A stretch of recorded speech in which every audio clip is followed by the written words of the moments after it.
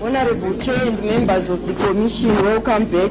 We are now proceeding to the next witness. I notice he's already in the witness stand, Mr. Nelson Chamisa. And his lawyer besides him, Advocate Zanu-Pf.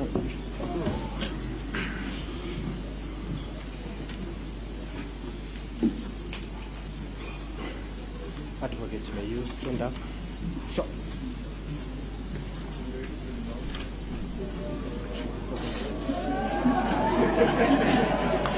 Which language are you comfortable to use, Advocate? English. If you may state out your full names to the Commission of Inquiry. Nelson Chamisa, born in Zimbabwe, a happy African, a pure Democrat, and of course, an unadulterated patriot. Advocate Nelson Chamisa, do you swear that the evidence which you shall lead before this Commission of Inquiry shall be the truth only? If you do so swear, raise your right hand and say, "So help me God." I'm not just going to do the normal swearing because I'm a child of God. I know the meaning of swearing. So my swearing in is going to be premised on holding the Bible, which is the Constitution that defines the makeup of humankind.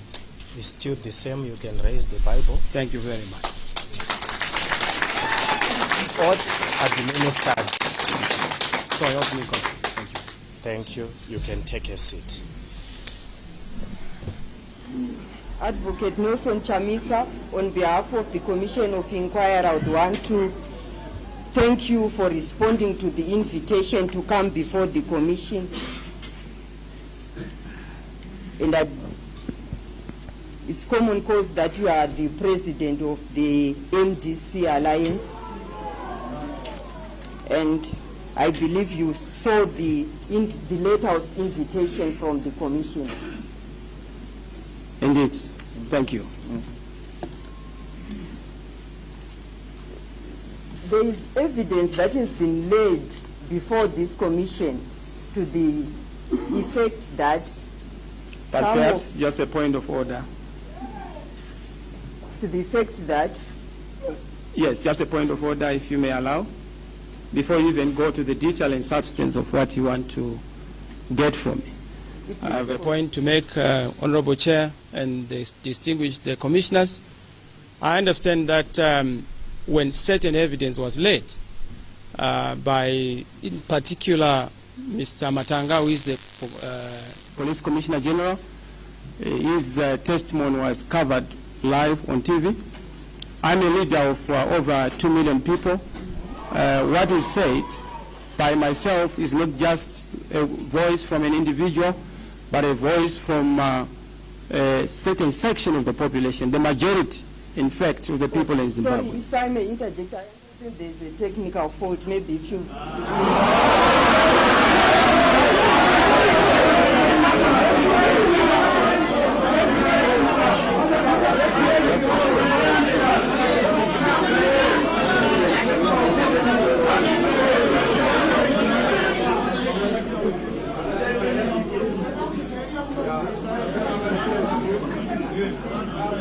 No, they must confirm on that one. Thank you once again. Maybe if I may also advise that it's now coming, it's now the reporting machine that is.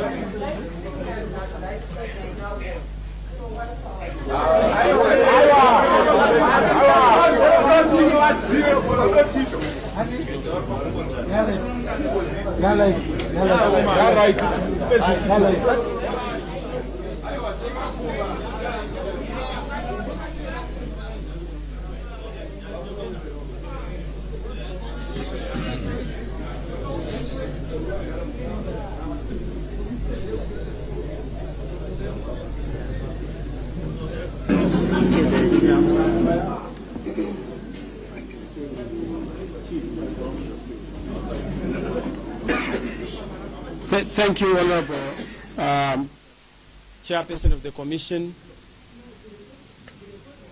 Yeah, the TV is now Thank okay, you. but the recording machine is being attended to. Yes.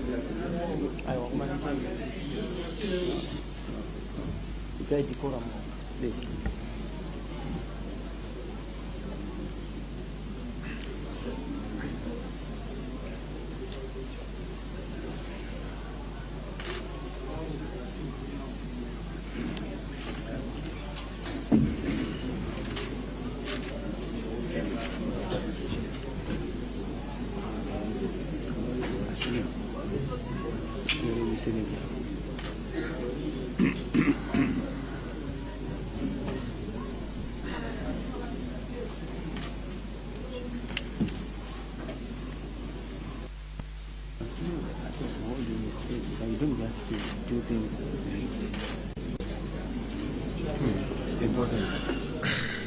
That is very important. The other part is It's tough for you. Okay.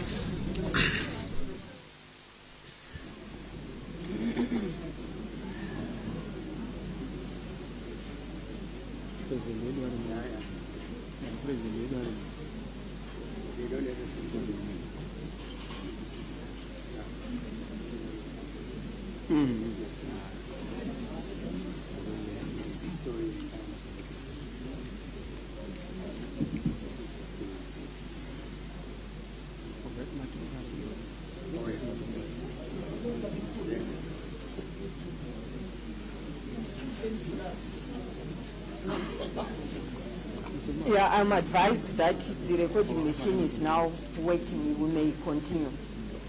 So I don't know if the point of order is still to be. No, it falls away. Thank you very much. Thank you. Thank you, Comrade Chair. Thank you. So before the disturbance, I was about to say evidence has been laid before this commission to the effect that some of the statements you made during your campaign rallies could have had the effect of inciting the violence of August 1. And it is against this background that the commission has invited you so as to give you a chance to respond to the allegations as they saw it fit that it's proper and just that you be given that chance. But it is not a trial. It is just in the spirit of hearing the other side before they come to their conclusion. So on that basis, do you have anything that you would want the commission to know? If so, you may now proceed to tell them. Thank you very much, Madam, for such a gracious welcome. I also want to thank, in particular, the President, former President of South Africa, President Motlanthe'you. I'm very glad to see you after a long time, having seen how you have played a pivotal role in the unfolding of historical developments within Zimbabwe. You were seized with matters to do with elections in Zimbabwe as early as 2002. We acknowledge your role, even in the inclusive government. I must say that the role that you played is well articulated and well appreciated. So part of the reason why I'm here in honor of your good works. I'm here in honor of a decorated African icon, whom I believe deserves to be given the honor and respect, particularly in the context of you helping us in this peace-building process, in this nation-building process. I had a lot of reservations, which I will articulate, but I was prepared to set them aside, archive them, and make sure that I put my country first. I put my continent first. So thank you for your good works. You taught us as Africans that it's possible to lead and live like you did in South Africa. And thank you for that. That is the reason why, fundamentally, I'm here to honor you. Thank you very much, Mr. President. We appreciate you. I also am here because of the commissioners. I know that reservations have been cast, but I would not want to delve into that. I trust the integrity. I trust the goodwill. I trust the weight upon your shoulders to make sure that you give truth away. You give light to truth. And this is why I'm here, particularly if I'm to also refer to Chief Emeka, who as way back as 2000 was seized with the issues of elections in Zimbabwe in the context of the Commonwealth. You are not new to this. You are not stranger to our circumstances and our situation. And I give due regard and I salute you. Yes, I'm not a soldier, but I give you a salute that is befitting of the role that you have played, and thank you for being here. All the other commissioners whom I respect, the general from Tanzania, I honor generals, especially generals who appreciate the need for democracy in Africa and on the African continent. Thank you, General, for being here. Yes, my fellow learned colleague from the UK, thank you for making your way all the way from the UK. You know, you are far away from the Queen's comfort and harmony, or in Zimbabwe, which is not a joke. It's because of your commitment to our circumstances. And thank you very much for being here. I also want to thank my colleagues, fellow Zimbabweans who are here, Professor Maduku, who also happens to have been my teacher at law. So before my teacher, but in a different context. And I trust that the teacher is not going to mark me like I'm a student, but like I'm a candidate. I also have Professor Manyuroke, again, a lecturer who taught me by the political color and the political persuasions, Your Excellence, Comrade Chair. Issues of politics is what has brought us here, where people are necessarily divided over partisan issues. What we would want to see is to see Zimbabwe that is above partisan politics. Zimbabwe that is above, you know, enclaves of where you come from, what you eat, what you believe in. We must all believe in the collective, which is Zimbabwe. So I want to also honor you, Commissioner Manyeruke.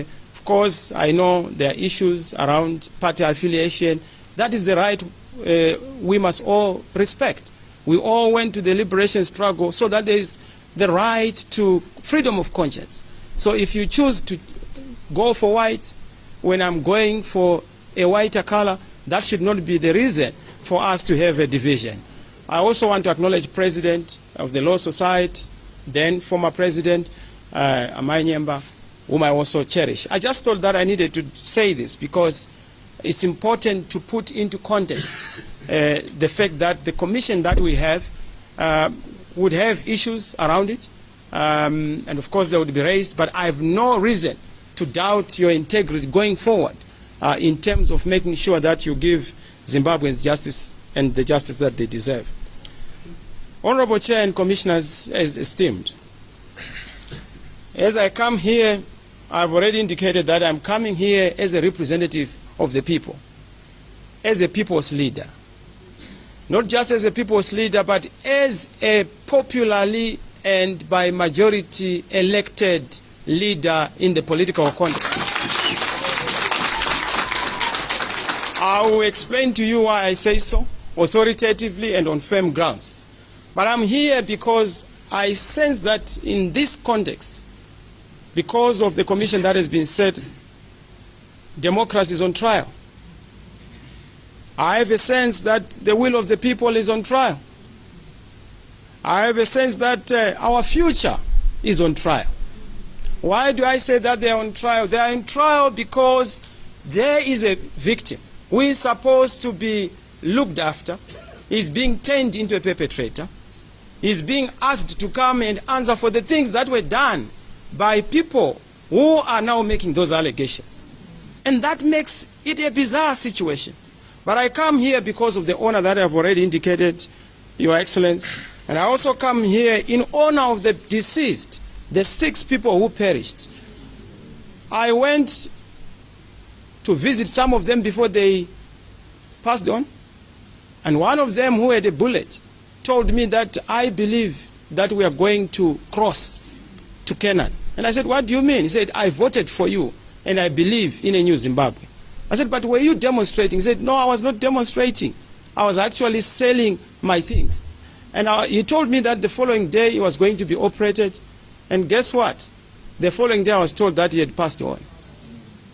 So this is the reason why I'm here, esteemed commissioners, to come and speak for the voiceless, to come and say something on behalf of the dead. Blood speaks, and blood speaks through others. And I have to come here and speak on their own behalf. Even if I don't know their persuasions, what they believed in, but because they are Zimbabweans, I have a duty as a leader to come and speak on their behalf in the best interest of innocence, in the best interest of justice. Now, some may say, Mr. Chamisa, we want to hear what you say. I'm very clear about what I say. All the times I'm very circumspect. I know that there's a difference between a politician and a statesman, Comrade President. A politician would think about the next election. A statesman would think about the next generation. I'm such a statesman who is thinking about the next generation. I'm not just thinking about an election. For me, elections come and go, but generations are supposed to leave a mark on this earth, a mark in the history and annals of humankind. And this is why, Your Excellency, I'm here.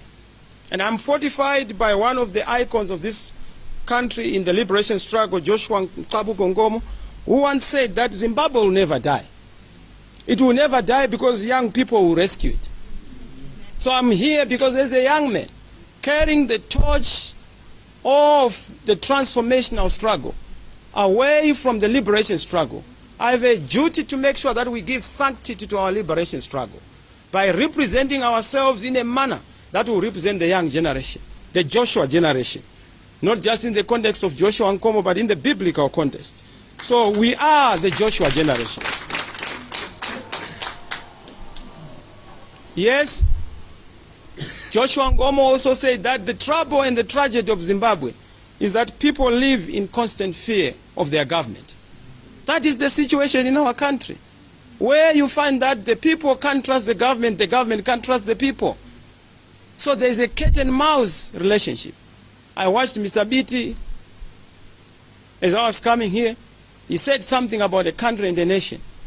A country is just a geographical expression, but a nation is about institutions, values, the vision. It's also about citizens and the state.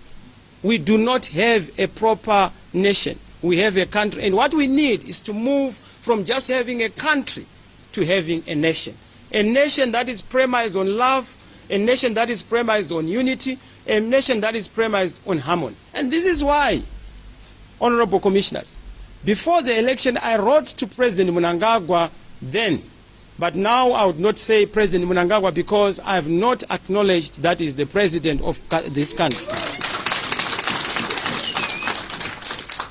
I wrote to him 5 times requesting for a meeting. After assuming the leadership of the MDC upon the passing on of our president, Dr. Richard Morgan Tsvangirai, I felt that it was necessary to create a new dispensation of harmony instead of the old dispensation of acrimony. In any event, Your Excellency, I may wish to just tell you, honorable commissioners, that when we did the November thing in our support on the streets, it was under the understanding that it was going to genuinely bring a new dispensation. President Tsvangirai was convinced that we're going to have a transitional authority. But that did not happen. He was disappointed and he was betrayed, because that transitional authority was never put in place to deal with the preparation for an election.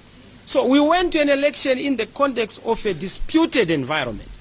We tried to put up a document which we called peace, which was emphasizing the issue of peace, but also a plan for a credible election in Zimbabwe. That plan, we tried to engage President Minagawa then, Mr. Minagawa now, who did not want to even meet with us. And we said to ourselves, even if he doesn't want to meet with us, we will continue to knock the doors. In fact, they ridiculed our effort because we anticipated that this country is so divided. This country is so divided that it would require all citizens to come together and fashion a common agenda to build the country forward on the basis of peace and also on the basis of harmony. That did not happen, and of course that is why we then proceeded to go to elections. And I have also learned, Honorable Chair and Commissioners, that over the years, in my years of leadership, I have generally come to the conclusion that for a nation to thrive, dishonesty must die, deception must cease, and tomfoolery must vanish. Such is the case in our circumstances. No nation can ever stand or even survive on the sinews or foundation of lies, falsehoods, deceit, and deception. I have had opportunity to take a look at some of the testimonies. Under oath, a person would lie about things that did happen in broad daylight. Things that are common cause. A person would want to convince commissioners that what is white is black and what is black is white.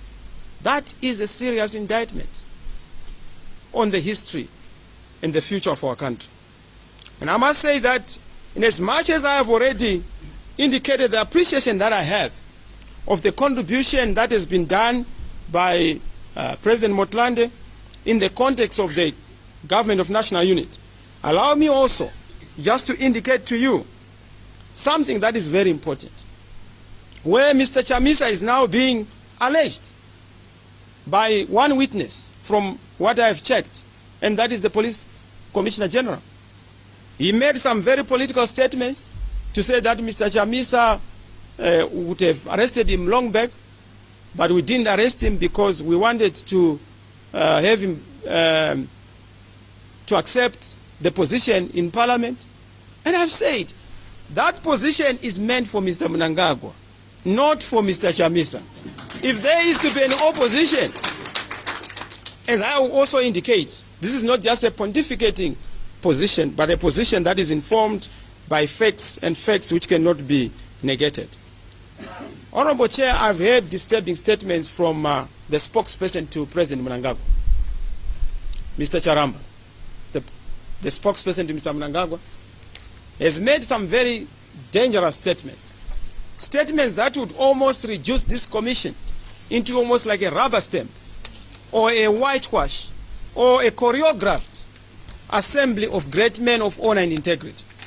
What did he say in the Herald, which was quite a big story? I think it was on the 20th of November.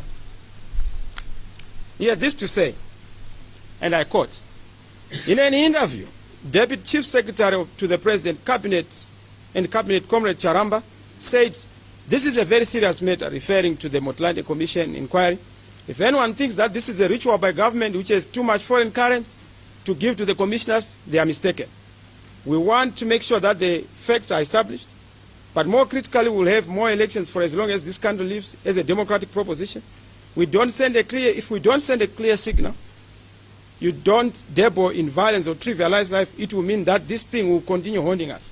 It's a very serious matter. Continued Mr. Charamba. Yes, it's about lives that were lost, but more critically, it's about lives that are still endangered by the future. The vanguard is mentioned in the commission. There's a counter-narrative to say that they've disbanded it. Meanwhile, Chamisa is certificating them for their superb violence, which draws fatalities. Already, this is the spokesperson to Mr. Minagawa. Who is Mr. Minagawa? Is the man who has set this commission. So if you are preempting this commission, if you have an answer already, if you have a conclusion already, why even bother? Because it does put a dent and a blemish on the integrity of the commission. And I don't know what is going to be done about this to assure me that this is not going to be just but a rubber stamp, to assure me that this is not going to be but taken as a way of just wasting people's time. Because we need to be assured that indeed this process is going to establish the truth and nothing but the truth. So I just thought I needed to highlight the issue of Comrade Charamba. But not only that, Honorable Commissioners, I also want to know why and how and when Mr. Mnangagwa is going to be invited to this commission.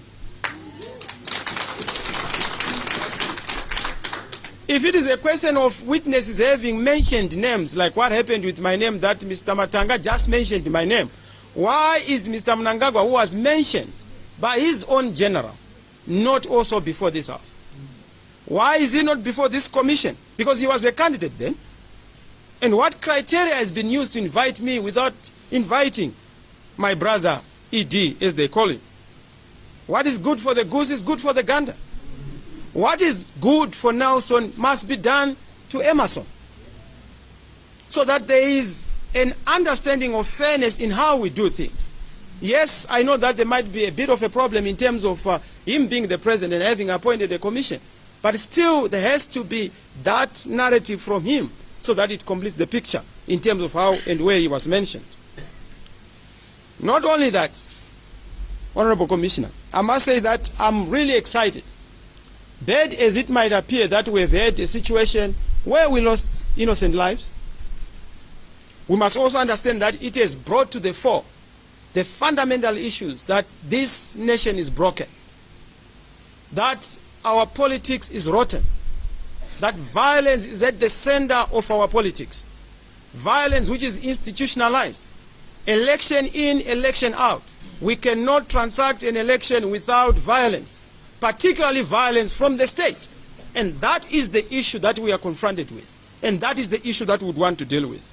I must say that it is clear from what I've seen that all the years through, and I will not go into what Mr. Beatty has already given and what others, I will waste your time, Honorable Commissioners. It's very clear history is replete with examples of how we have been victims of violence.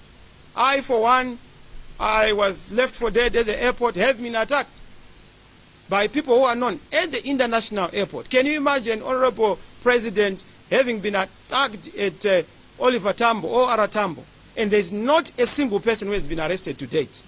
If anything, they're actually trying to cover up that matter. That matter got to the Commonwealth, nothing has been done. I'm just one of the many cases of people who have been arrested, people who have been harassed, and people who have been left for dead.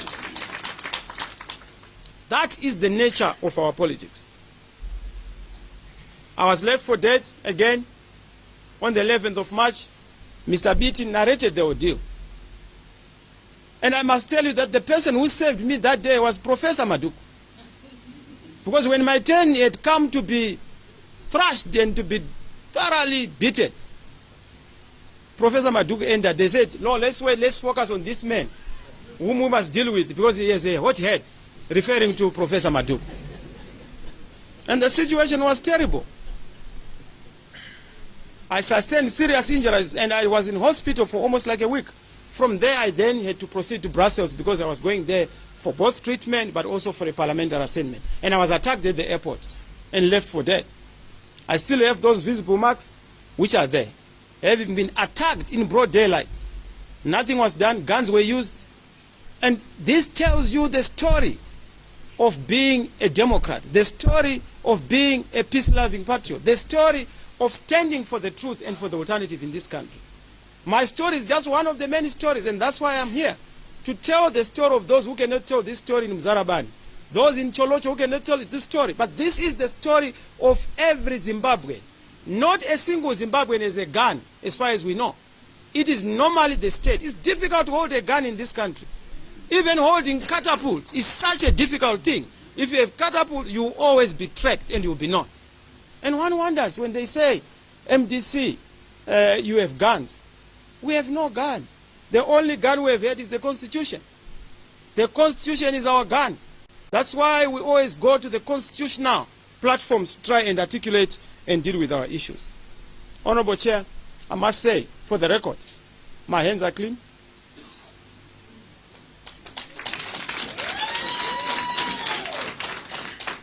My conscience is very clear. My resolve is unbreakable. And my heart is pure. These hands you see have not spilled blood. These are clean hands. The mouth you see here has never conspired to have a life that is lost on the basis of political violence. I've said that violence is not part of our DNA. And whosoever chooses violence, we always repel. That has been our tradition.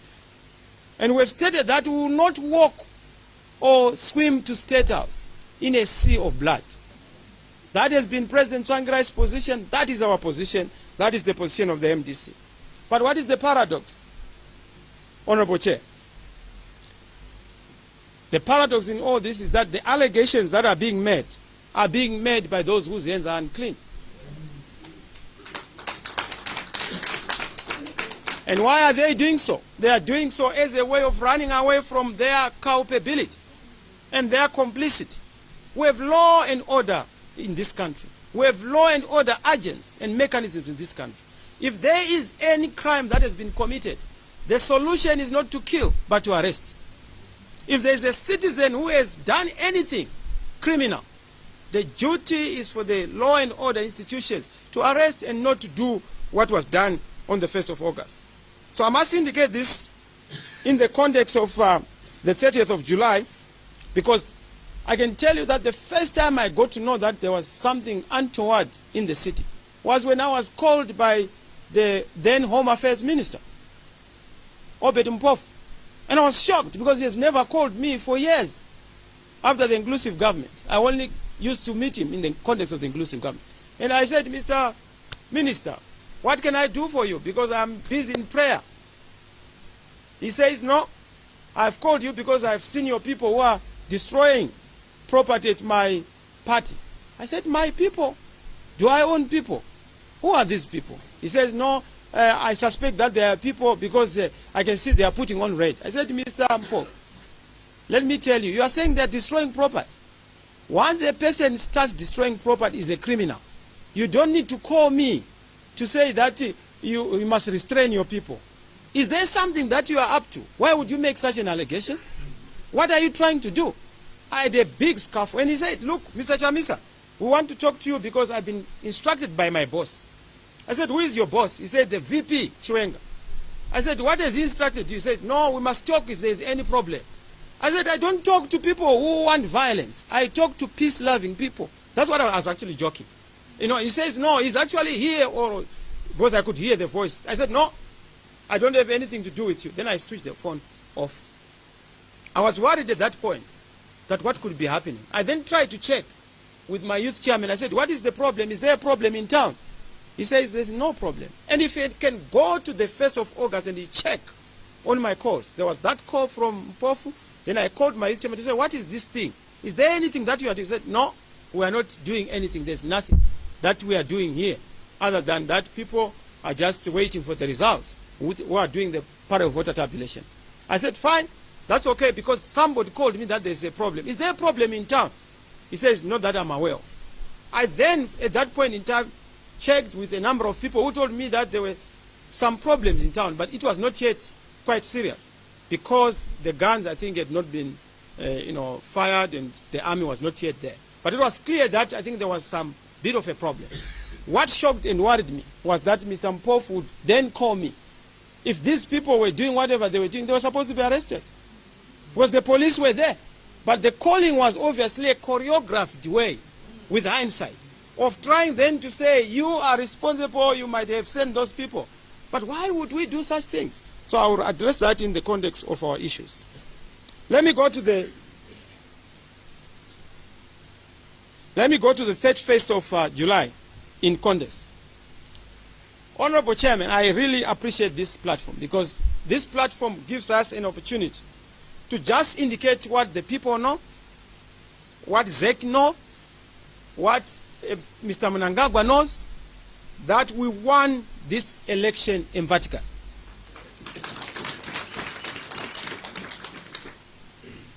Why do I say so? I will tell you the reason why I say we won this election emphatically, because that is what gives me moral comfort. Because further along, we will all know all about it. And further along, we will all know the truth about it. We had the parallel voter tabulation. And by midnight, because the presidential election results were counted first before any other result. By midnight, the election result was known across the whole country. We also had our own way of ascertaining that result. Mr. Mnangagwa knew the result. And the result was very clear. We had 2.6 million, 2.674 and 32,000 votes. Mr. Mnangagwa at that point had 2,008,639,000 votes. That is the result that we had managed to get on the power of voter tabulation. That is the result that was on the saver of ZEC. My lawyer, who is seated on my right, wrote to ZEC to say we want the results that are on the saver, because we had heard from our own election agent that they were not willing to go to the saver. They had now created an Excel spreadsheet. So they wanted an alternative. This was on a Wednesday, if not Thursday, where they wanted to create a parallel platform where they were now beginning to tabulate the results. But they already had results that had been punched real time.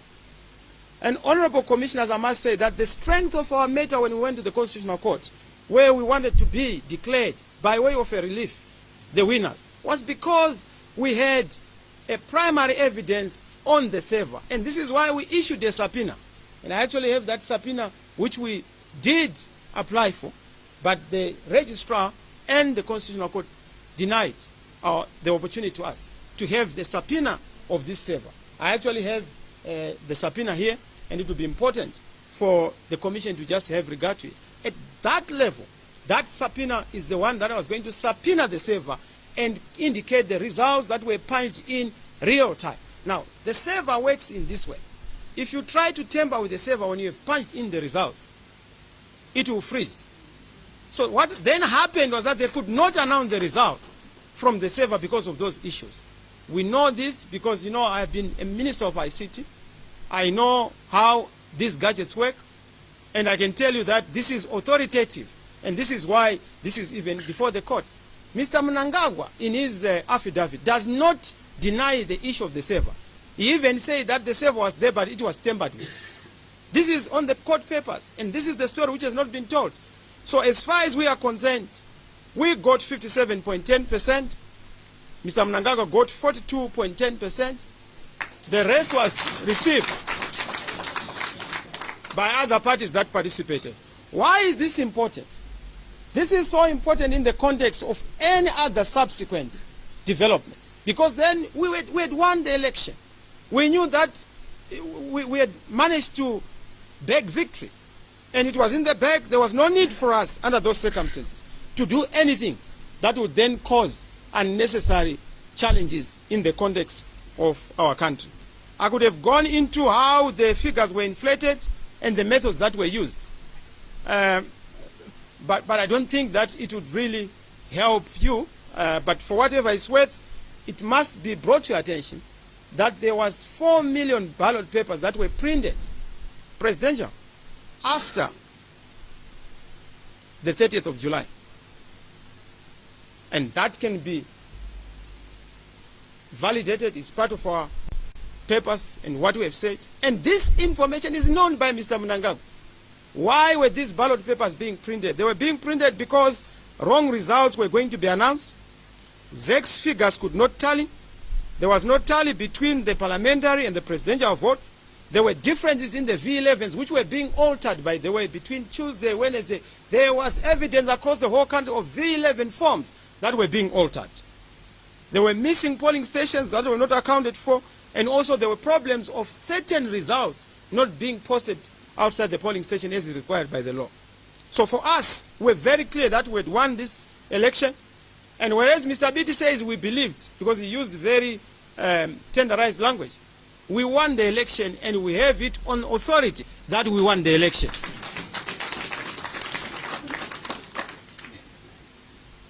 Now, I must also take this opportunity just to highlight that the right to vote is the most important vote. The reason why we went to the liberation struggle was because we wanted to assert that right to vote. And the right to vote is the reason why some of us believed that Operation Restore Legacy was all about the right to vote. And that's why some of us were in the streets. I actually addressed a rally in Highfields in support, having been sent by Dr. Tsvangirai, in solidarity with Zanu-Pf. The only thing which confused us was after that successful rally, certain of the Zanu-Pf officials were beginning to backtrack on that collective effort. And they were beginning to say that is a Zanu-Pf affair, when in fact we thought that it was a collective national effort that meant to restore democracy in Zimbabwe. Let me go to the 1st of August before I respond to your specific question, Madam. Honorable Commissioners, the 1st of August is a very sad day in the history of our country. Very regrettable for me. But the way I see it, and allow me to see it the way I see it, it was a preemptive measure to avert what they expected to be a response from those whom they had robbed of electoral victory. It was so managed, what I would call a managed explosion, as opposed to an unmanaged explosion, calculated to forestall any kind of protest, especially in the context of results that would be doctored or not real. It is very clear when one has regard to the V11 forms changes, the 4 million ballot papers that were printed, and this was all averred in our papers in the courts. And I can tell you that the 1st of August, the way we see it, it was designed to be a platform for the release of a fake result and justify a putative attack on innocent citizens. It's not an accident that the election was the election result.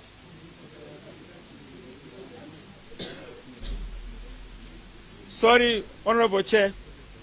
Thank you very much. I'm just being told that ZBC has again gone on unofficial break. If that may be addressed, Honorable Chair.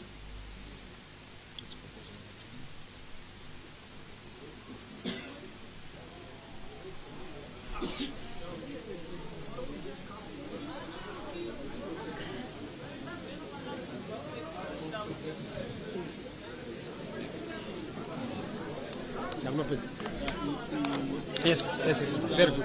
Yeah, not it already. Yeah. Thank you. Ipapa. When we talk about my results. Anilka.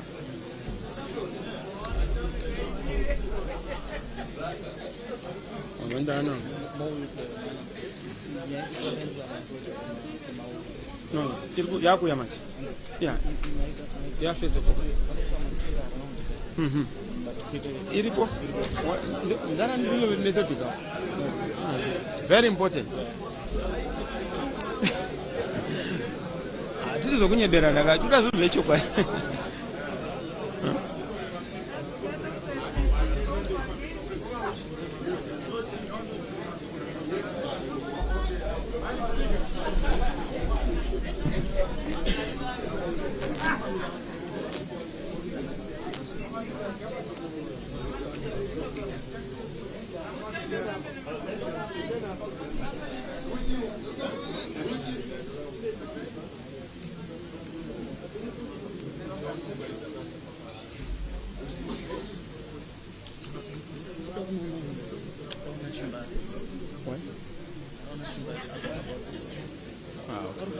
Yeah, you can.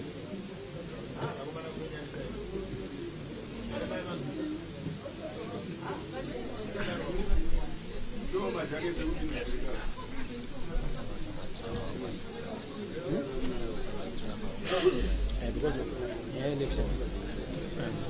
Because no one could tell that no mafia. One day, I just allowed to have my results. I would tell a chocolate.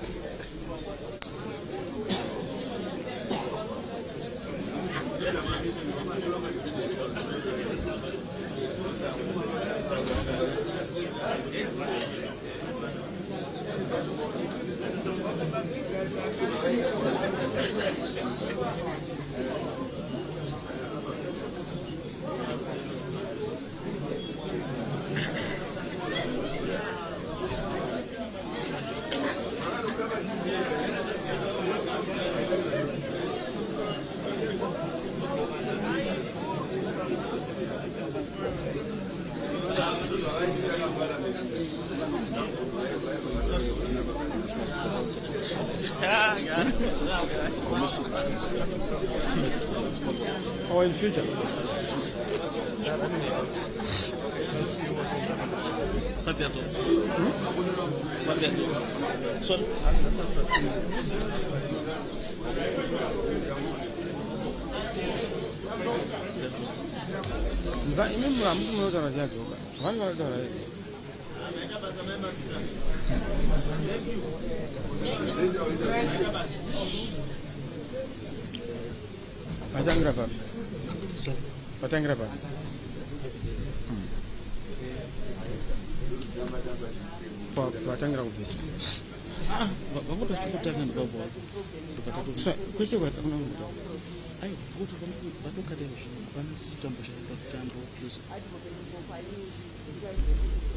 Indeed.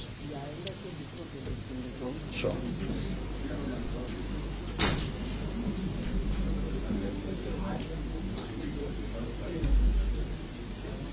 Thank you, Honorable Chair.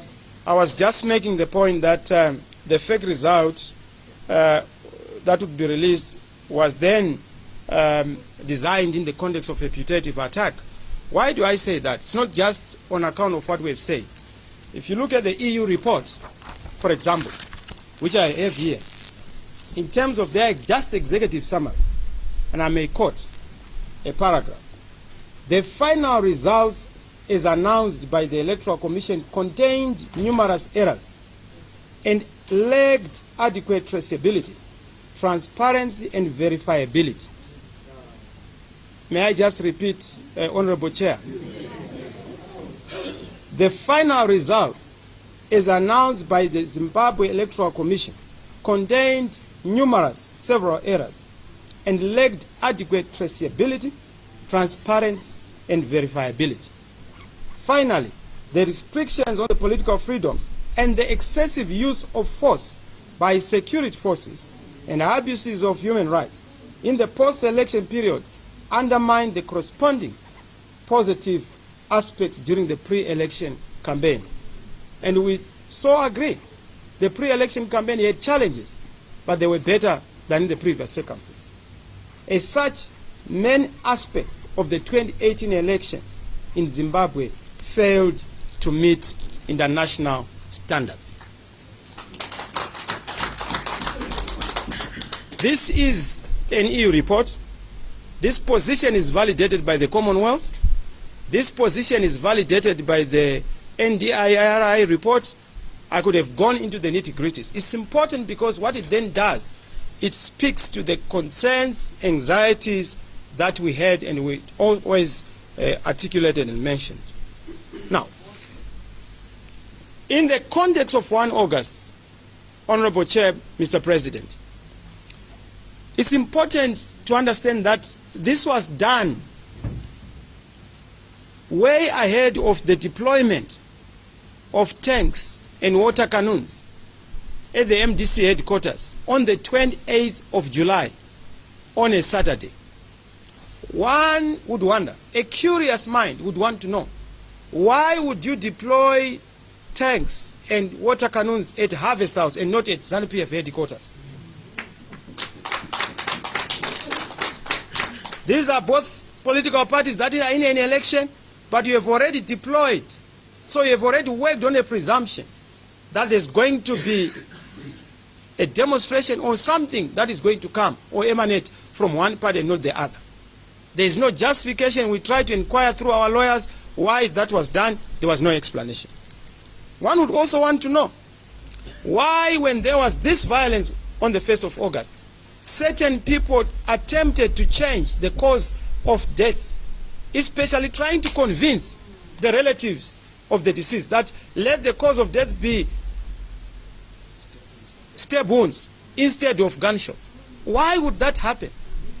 And why would the VP Chiwenga say in an interview on the 5th of August in the Standard, by denying that people had been killed or shot dead, he insisted on the issue of the wounds out of the stabs by knives? Why would we then have, in terms of the attack, just the Zanu-Pf headquarters and the Zanu-Pf provincial headquarters, where there was no protection, Yes, maybe. But we must understand that why do you then just have that attack on Zanu-Pf headquarters and not on any other, including the MDC? It tells you that it's a story that I would say was meant to paint a picture from our perspective. And that's how we see it with the 10 of events, having assessed the situation and having seen what then happened. I also want to say that there was the sending of people who claimed to be soldiers into the high-density suburb. I'm also sure if they were soldiers. But they claimed to be soldiers, and there was actually a statement issued by the European Union and other such international organizations to condemn the brutality that was being meted out on individual citizens in the high-density, in Gize, in Highfields, in all the areas. One would wonder what was the context of all this. And one would wonder why the election was announced, the election result was announced at night. Why the election result was announced when everyone else was removed from town.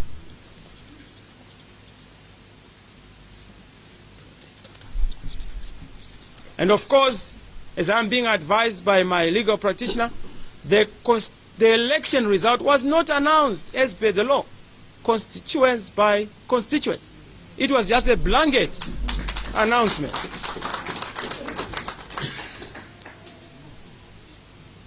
I must also say, Mr. President, that there was supposed to be verification and validation of the result by the candidate or the chief election agent of the candidate.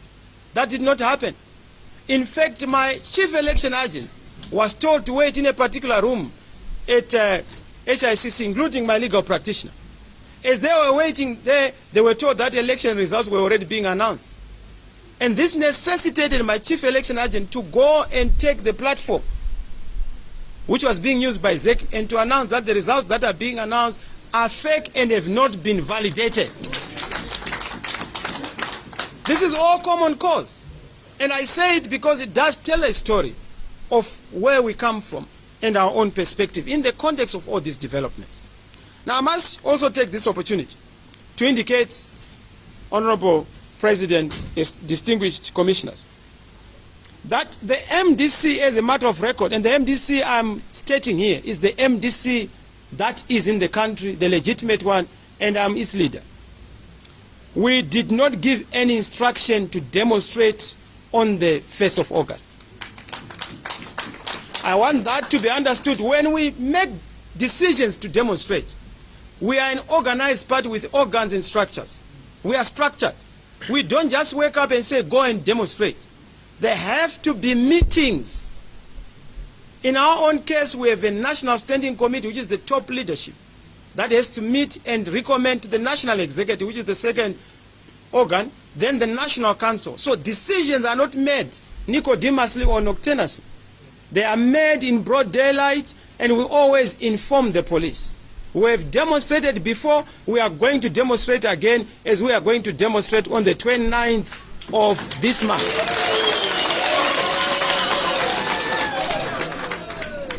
And the reason why we are demonstrating, we know that it is a legal tool, a democratic tool.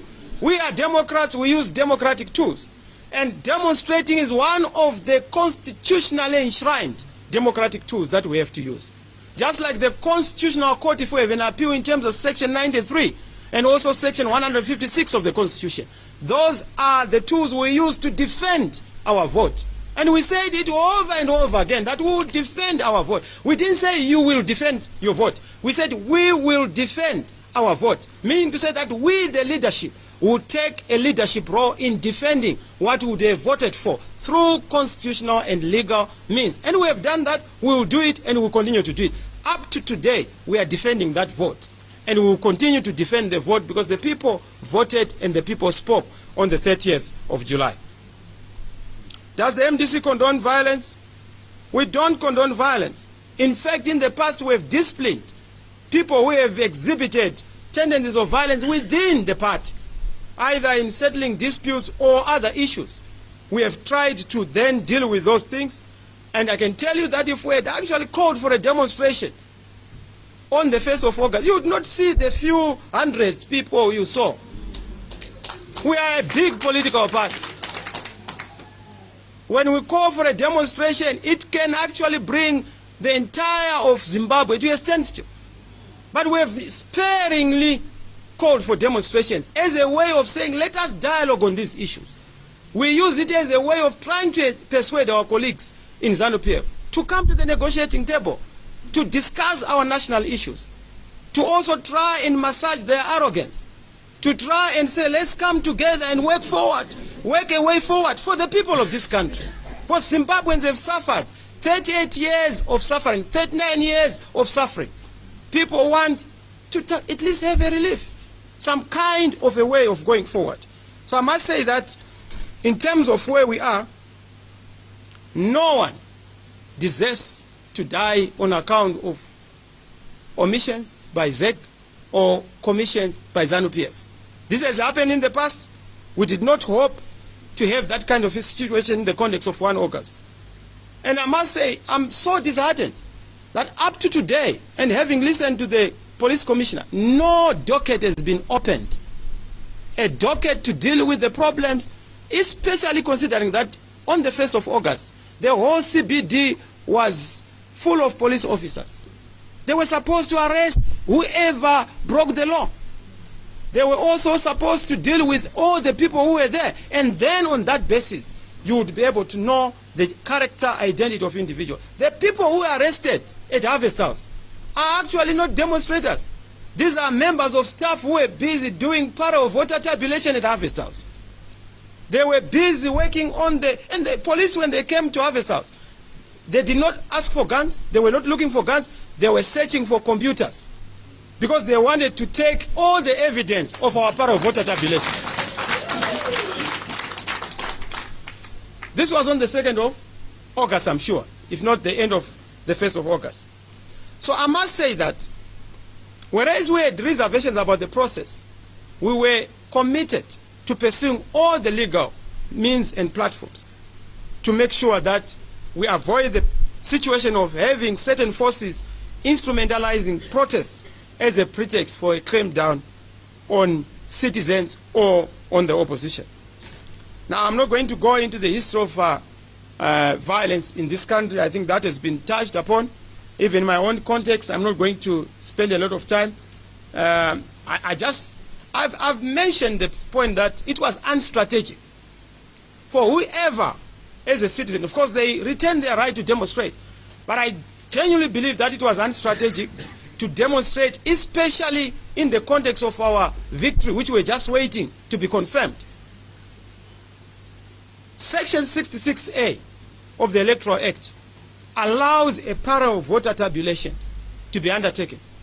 It also allows people to have a collection and a collation of the tallies from the various polling stations, though it does not allow announcing a result.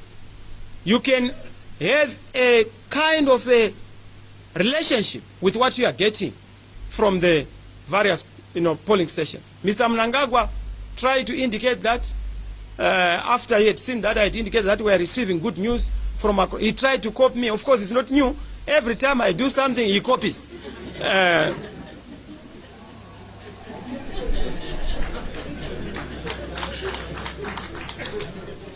And Honorable Commissioners, I must say that for us, this election were very meticulous. We had an anti-rigging mechanism.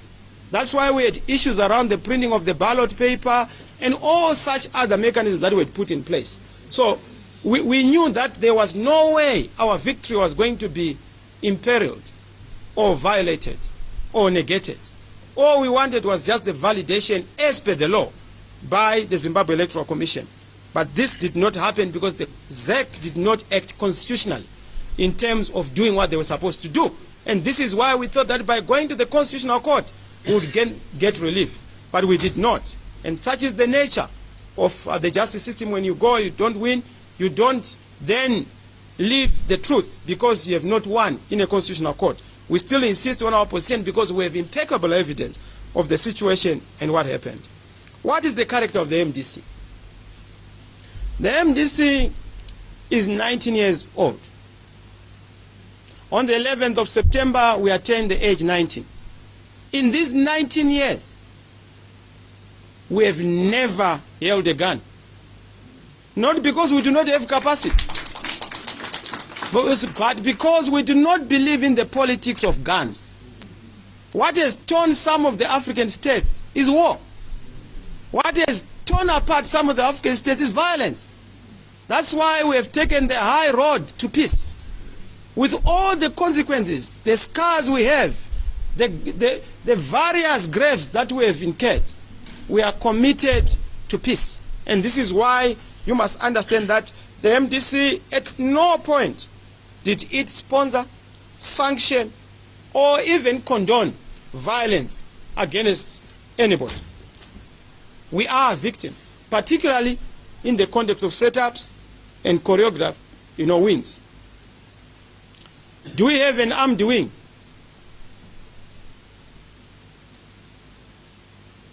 I've met many ridiculous things in my life.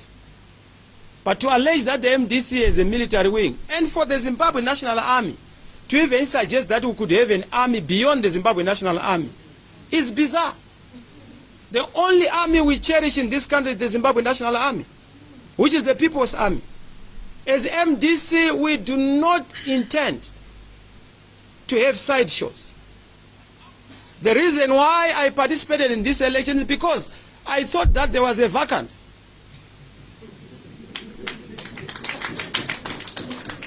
A vacancy to be the head of the Zimbabwe Defense Forces.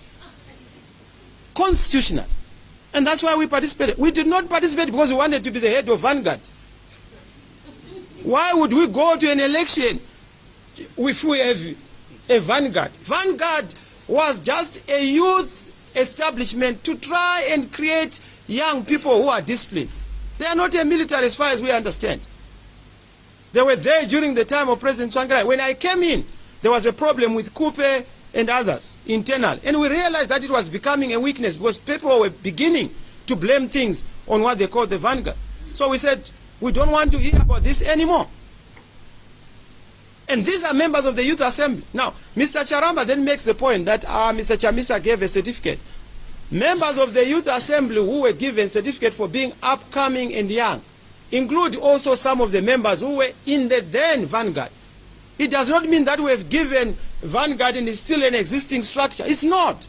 It was just an organized young people who were trying to educate each other on discipline. That's what it is. And you know that if it was something else, the state would have destroyed it.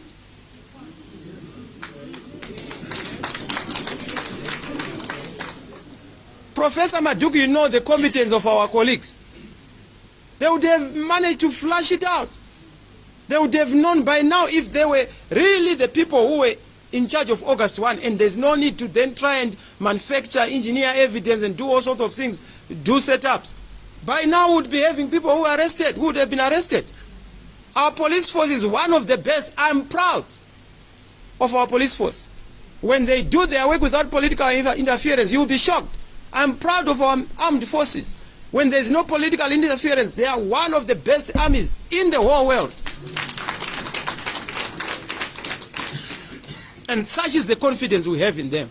So at no point would we cast aspersions on a people's army, because the Zimbabwe National Army is a people's army, our national army, and would want the best from our army because they are there to protect us and to make sure that they are the protectors of the people as we move. Allow me, as I seek to conclude so that I don't waste a lot of your time, perhaps I would give you more time in questions, to say, does the MDC even harbor having a security wing? We do not want it, even forced security. We do not want them. We have said we do not want any kind of a thing that would be misconstrued to be something else. That's why our young people are the ones, as marshals, who always provide our security, even at demonstrations, at public meetings, in the interest of peace. We believe in democracy, not thugocracy.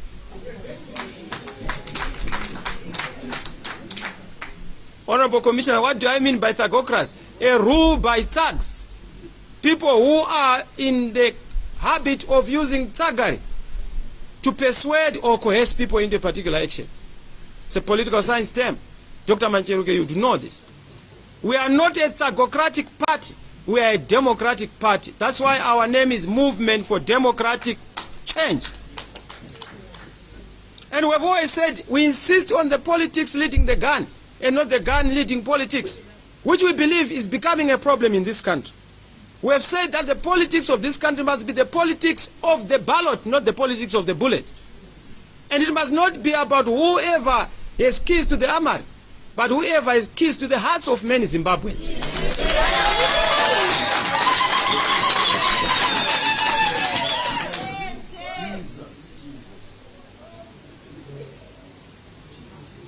So yes, I went to this election to be given a constitutional mandate. There has been a dispute on this election.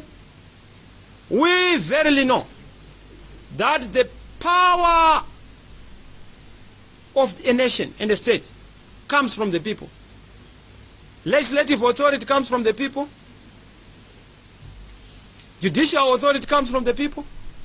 Executive authority comes from the people. That's why we went to the people. We run the risk, Honorable Commissioner, of elections being emptied of their meaning in this country, where people participate in elections but they know that there's going to be a predetermined outcome. That kills democracy. That is a threat to democracy. So we hope that this commission will restore the integrity of electoral processes. Over and above the issue of making sure that violence will not rear its ugly head ever again, particularly state-sponsored violence. And also ZEC would make sure that they respect the Constitution, because they did not respect the Constitution. And our biggest problem in this country are state institutions which are not respecting the Constitution. So we have constitutions without constitutionalism. And that is where we must be going.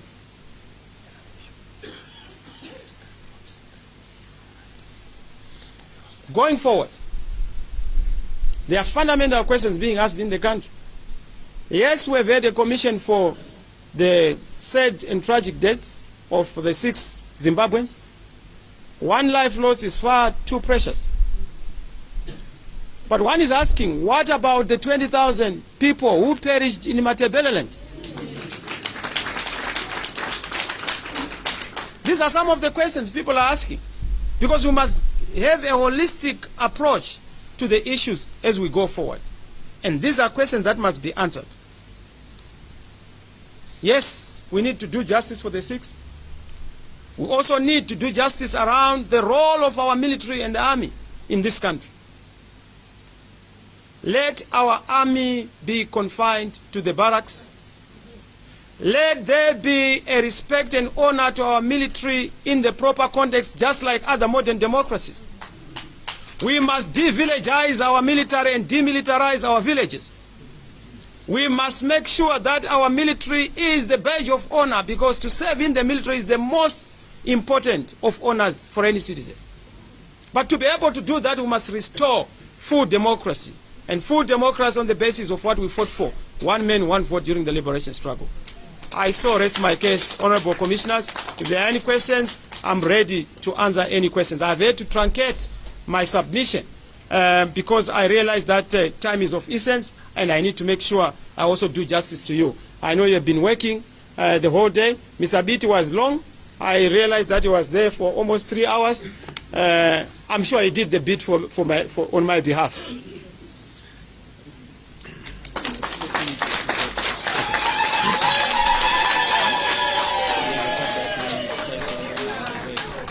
I've already made that in the context of Charam. Yeah.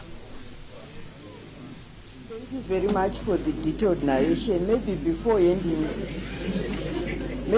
handing you over to the commissioners, if I may also inform you that certain videos of campaign rallies were watched by the commission, sure, where the statement, the Jecha Musadza statement, would you want to comment on that? Mm-hmm. The Kudira Jecha Musadza. Kudira Jecha Musadza? Yes. Certain, okay. Yes, if you would comment on that.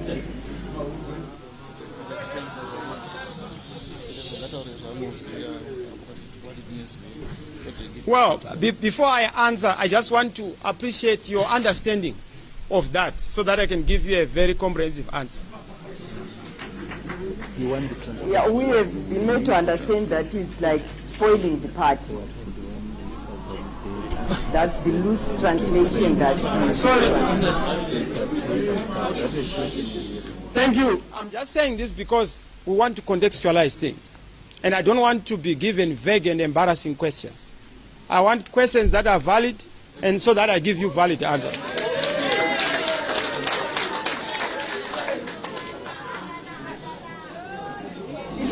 It was not a question, actually. Yes. I was simply advising you that certain videos where this statement was made were shown to the commission. Would you want to comment on that? It's not a question, actually. Oh, okay, thank you. Yes. No, I appreciate that they watched some of the rallies. I'm very honored. Thank you very much. And I hope that they appreciated how excellent our campaign was. Thank you very much, Honorable Commissioners. But I hope it will come as a question so that I'm able to answer it. I will now hand you over to the commission.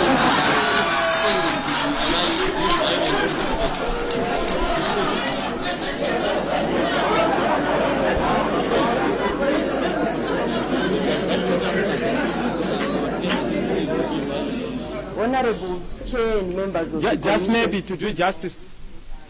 No questions. Sorry, just to do justice to you, because you said it's not a question, but I think it's fair for me to contextualize that perhaps your understanding was not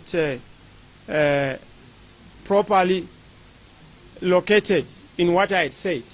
If you look at the Jecha Musadza context, it was in the context of making sure that sorry? Oh, sorry. Okay. Send in Sadza. Pourings.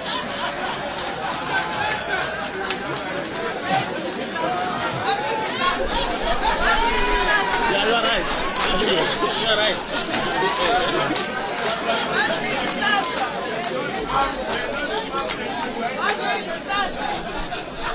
It does not say that violence and so on, and does not give people the right to shoot people in the face. No, of course, yes. Of course. Of course. Well, this statement is very clear. This statement does not say to people, be violent on a particular day, in particular on the 1st of August. It does also not say that be violent to the extent of shooting people. I don't take this to say I'm the one who incited those who used guns to then kill people, because I have no capacity to incite any soldier, especially to be violent or to use violence against any citizen. So whatever statement I made is almost like the Bora Msango statement. And what do you say? Bora Msango statement, meaning you can vote for another candidate, not the candidate for that party. Okay. Well, if I may also...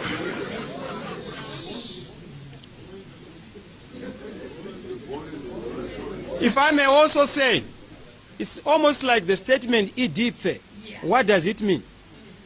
Zzimstoness, meaning ED will get in power.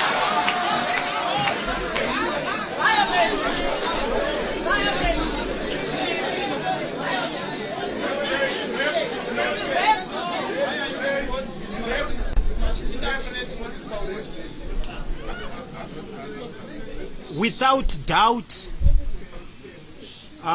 resoundingly. So it's a slogan.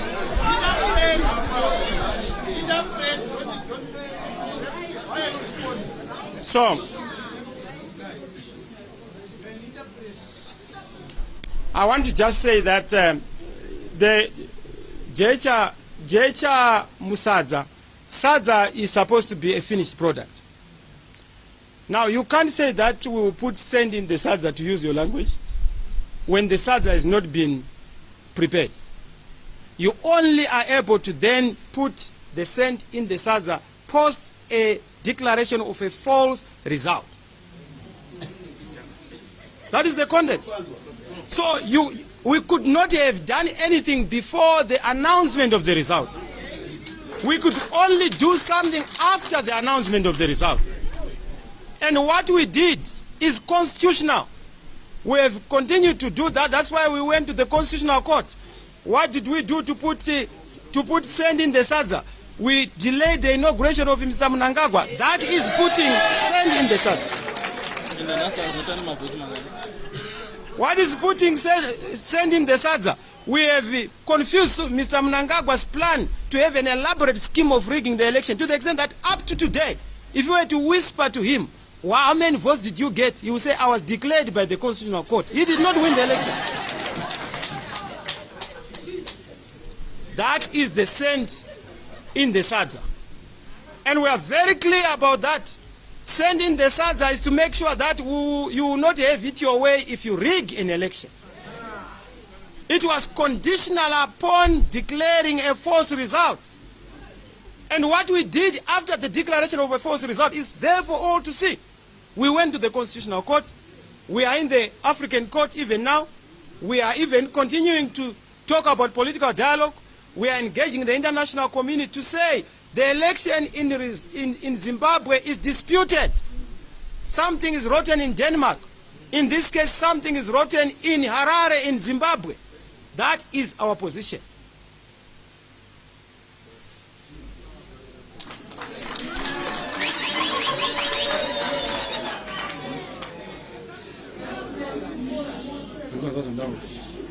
Sorry, like I had indicated, Chair, I no longer have any questions. Thank you very much, Chamisa, for your presentation. I will now ask my fellow commissioners if they have any clarity-seeking questions. Thank you, Honorable Chair.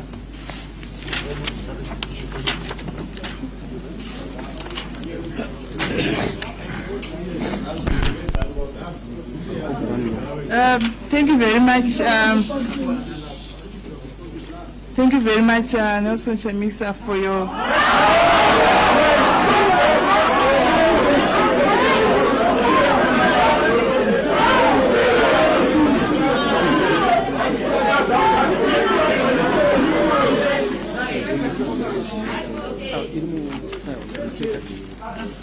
thank you very much, Advocate Nelson Chamisa, for your eloquent presentation. Thank you. Thank you, John. It was a great pleasure listening to you. Thank you, John.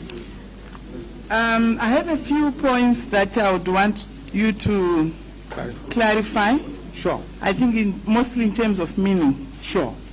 The first one was made on the 9th of June 2018. Sure. Where I think listening to the videos like we did, you alluded to the fact that if Emerson is to get 20% of the vote, then the whole country should be set on fire. Is it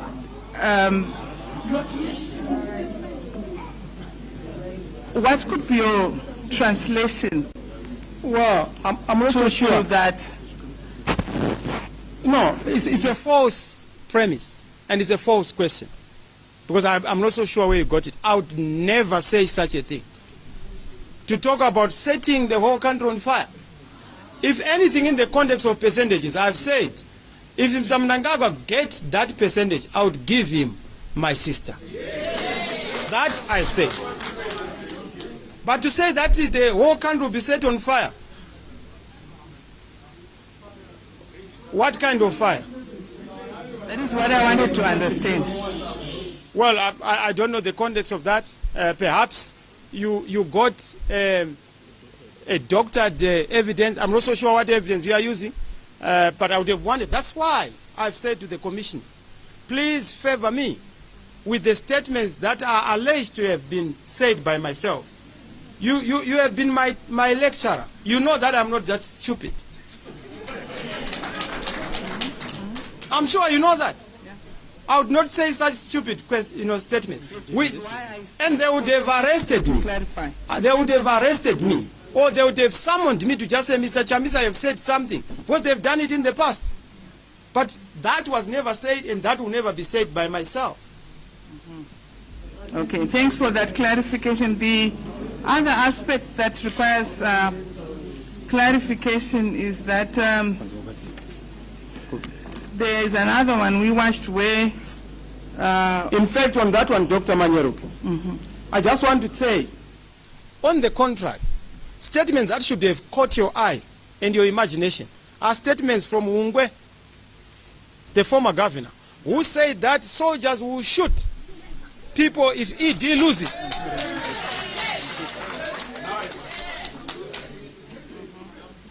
And that's what happened.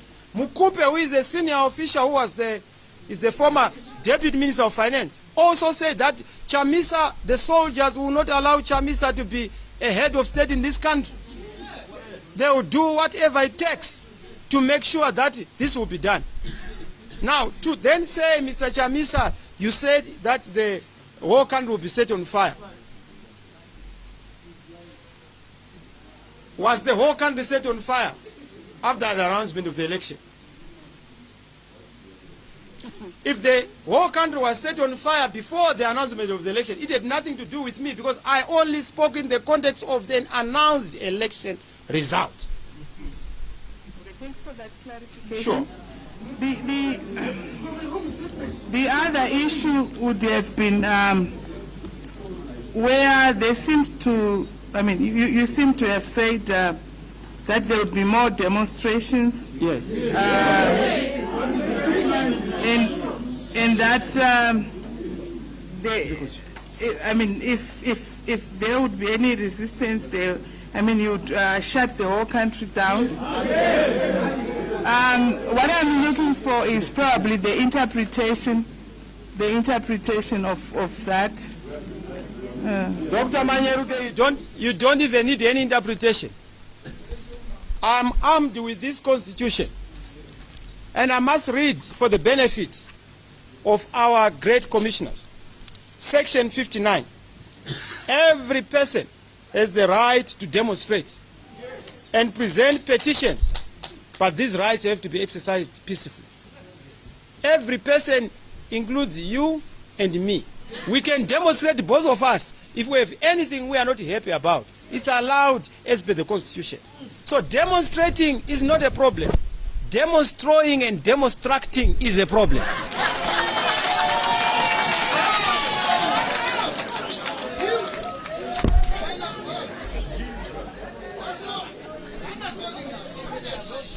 I also want you to go to section 67. Because I'm a lawyer, so I want to make sure that the law is always covering me. I would never utter a statement that I know at law is not going to be defensible. And I'm also one of the finest lawyers in the country. The man to my right. It's known by, that's why my colleagues always also want his services. Because he's one of the finest lawyers. Section 67. Subsection 3. In fact, subsection 2, 2D, paragraph D. Subject to this constitution, every Zimbabwean, and that includes Mr. Chamisa, that includes MDC people, that includes Zanu-Pf people, every Zimbabwean citizen has the right, D, to participate individually or collectively in gatherings or groups in any other manner in peaceful activities to influence, challenge, or support policies of government or any political or whatever cause. Our cause is political, and we will always use this constitution to advance that cause. I listened to Mr. Minagawa over the weekend. He knows that the constitution does allow us. You are saying, Mr. Chamisa, I've given you democracy, you are abusing it. I said, you are not Father Christmas. Democracy is given by the constitution.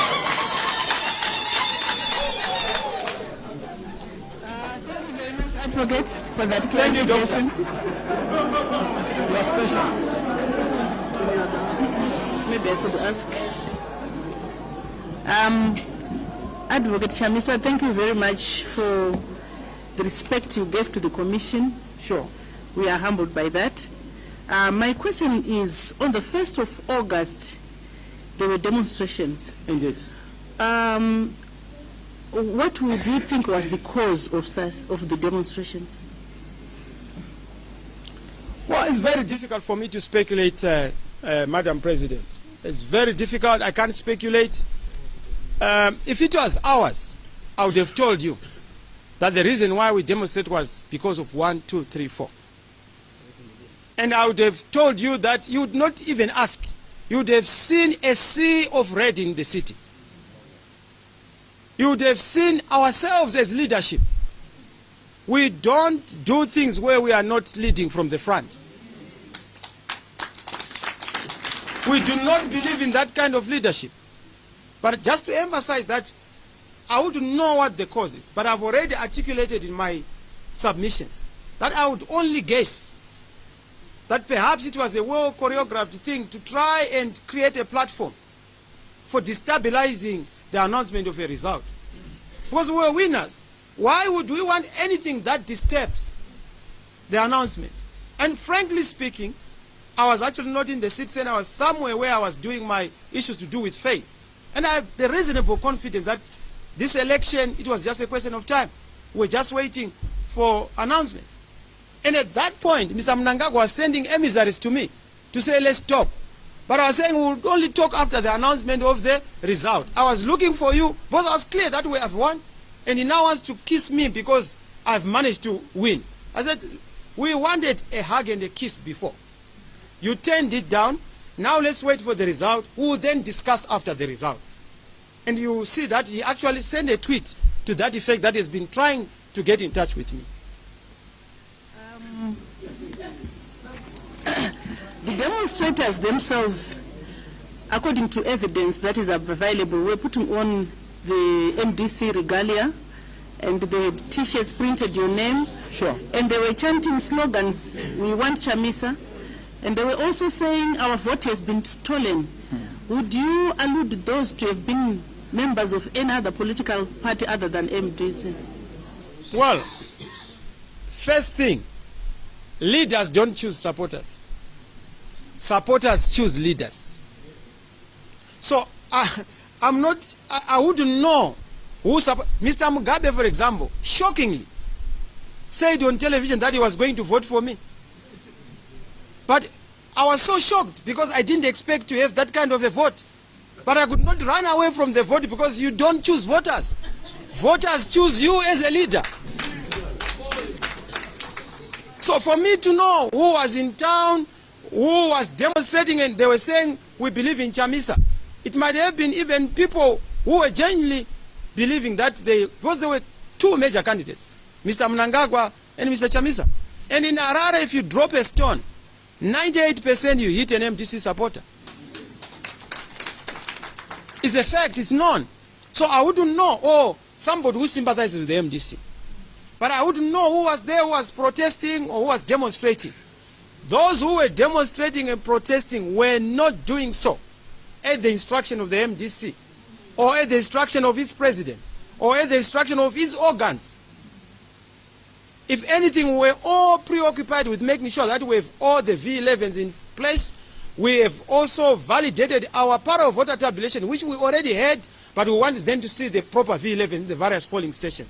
So the center of focus was polling station, not the CBD. But the CBD was not in any way going to help us in making sure that we would get the security of the result and the security of the vote. I'm sure you answered, Yeah, Madam. I'm answered. But just one question. If we say these people were not MDC supporters, why, maybe just clarify, why would you think Zanu-Pf supporters would then go and destroy their party premises, go and destroy their cars? Well, I would say it might not have been Zanu-Pf. It might have been people sent by other individual forces who wanted to justify instability, to justify the killing of innocent people for a broader strategy, which I don't know what it was. But the bottom line is that I would not authoritatively say that these were MDC supporters.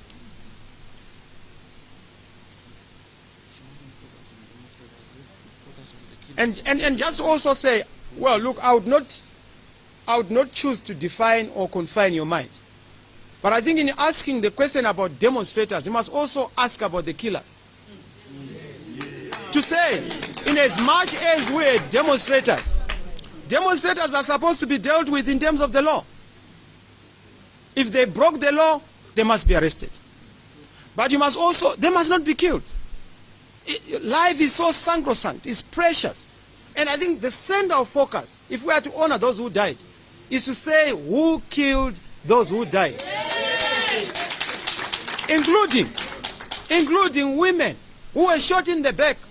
It was not even a frontal attack. It was in the back to show that they were actually running away. And just as a matter of fact, Madam President of the Law Society then, I can tell you this, not a single MDC supporter, as we know in the structure, was part of the victims. These were innocent people who were just in the city center, who were indiscriminately shot at. Assuming that it was MDC, as I have heard from certain people who want to advance theories, why would MDC hire people, bring demonstrators, shoot at them, kill them? To achieve what? Honestly, for what? We have never used the blood as the fuel to drive us. And we will never use blood as a reason to be in power. Never. That will not happen. I can tell you, not just as a politician, but as a man of faith. That's why I use the Bible.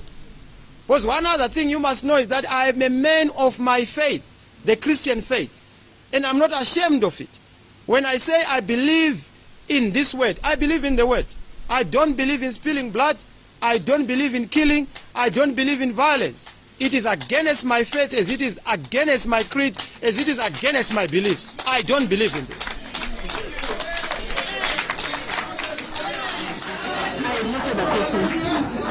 I have no further questions, Mr. Chairman. Thank you very much. Thank you. Thank you very much. Yes, let the Chief go first. Chief, we'll go to Chief. Thank you very much, Mr. Chamisa. Thank you. Thank you, Secretary. This is my first time of seeing you in person. Oh, thank you. So I'd like to thank you for the eloquence with which you spoke. Thank you.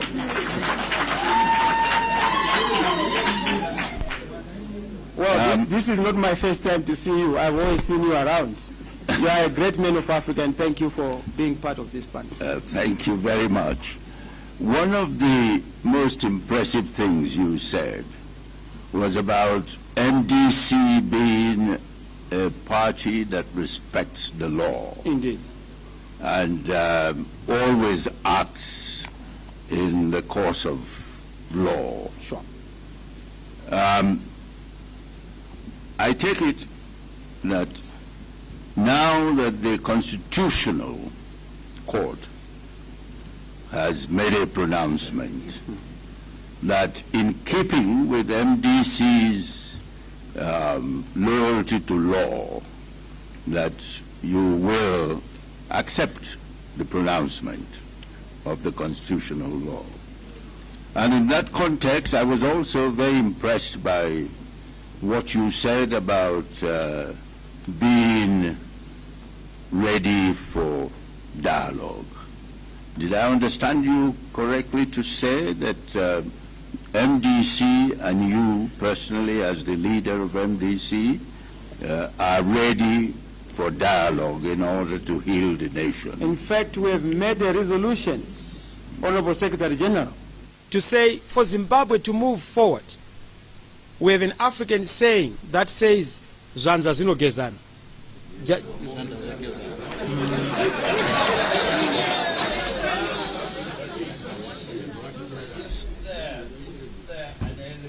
Contradiction in saying that you are an extremely law-abiding party, but at the same time does not respect the pronouncement of the Constitutional Court. We respect the pronouncement of the Constitutional Court. In fact, as an advocate, I'm an officer of the court. But the Constitutional Court is a court of law and a court of justice. It is not a court of politics. Politics is about legitimacy. And our contention is based on legitimacy. We have the right to say that, Mr. Mnangagwa, you are not legitimate because of the result we have. Yes, we acknowledge the Constitutional Court. Yes, we have taken note of the verdict. But we also have the right to disagree with the court because it's allowed, it's permissible. It does not subtract from our rule of law instincts and our rule of law character. We continue to be so. But we have a legitimate issue arising out of an election result, which we know by fact and by truth that it did not give Mr. Mnangagwa victory. And I've heard this thing to say, but how did Mr. Mnangagwa's party get 2/3 and your party did not get 2/3? Even if you look at the vote, a lot of the people who voted for me were voting for Zanu-Pf at parliamentary level in some cases, but they would vote for me in the presidential. So the tally of the presidential, we had more votes than Mr. Mnangagwa, who had half the votes to the vote of his parliamentarians, even by the results that are there. Wouldn't you agree that internationally, that the pronouncement of the highest court in any land is to be respected and accepted by everyone who is law-abiding? Well, it has to be honored, it has to be respected. That's why we have said the Constitutional Court has ruled. We acknowledge their decision, but we still have political legitimate issues that have to be resolved. And they can only be resolved through what you have already alluded to, the issue of political dialogue. And that's why we have insisted that political dialogue is the way forward. And we have put on the table a 5-point plan. This is not the first time that there's been political dialogue in this country, especially where there's a disjuncture between the path of law and the path of the reality and the facts on the ground. We need to bring the two together. Honorable President Motlanthe'you, you know how you helped us in Pretoria to try and broker an understanding of how to get out of such a political imbroglio or political situation. That is what we are saying. Going forward, we must be able to resolve the legitimate issues away from the courts. We must be able to resolve issues of reforms that are comprehensive so that we don't have a repeat and a recurrence of disputes of elections year in, year out. Every election cycle, we are reproducing a vicious cycle of negative politics. We want to deal with that. Let us have a path to nation building, a path to peace building. That is what we have put on the table. Mr. Mnangagwa doesn't seem to have appetite for it. And that's why we are saying we will then use democratic tools to make sure that we bring him to the negotiating table to resolve the political legitimacy issue. Such is our trajectory. Well, my last comment and question is, being a very distinguished lawyer as you are, and as I have read all about you, thank you. You will agree that the harmony in any country depends on acceptance and respect for the separation of powers between the legislature, the executive, and the judiciary. Indeed.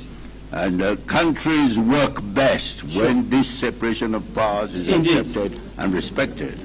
And so in that context, given that the highest court of the land has made a pronouncement, I would have thought that you will agree that for harmony in the country, that the pronouncement of the highest court should be accepted and respected by everyone.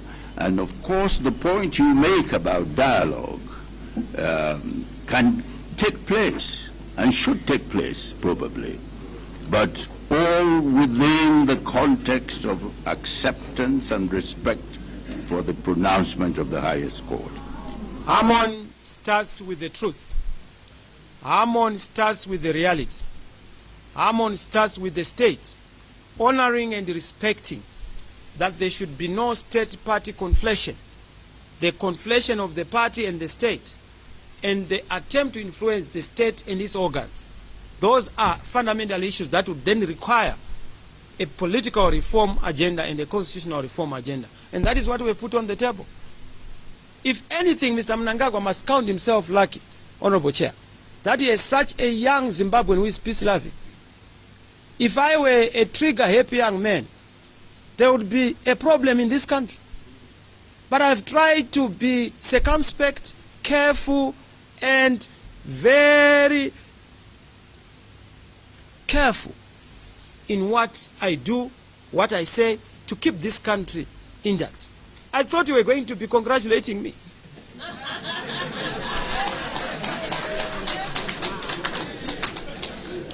Well, I'm not, I wouldn't be surprised if you are what you say you've just described yourself as. Because when I had the pleasure of meeting Morgan Tsvangirai in 1998, I formed a very good impression of him. Sure, and if you are determined to work on his footpath, sure, you should be as good and I hope as mature as he was. Thank you very much. Yes. Just to also say that from what you have said, it is important to understand that it's not possible for the one who claims to be the winner to get the losers' consent by force.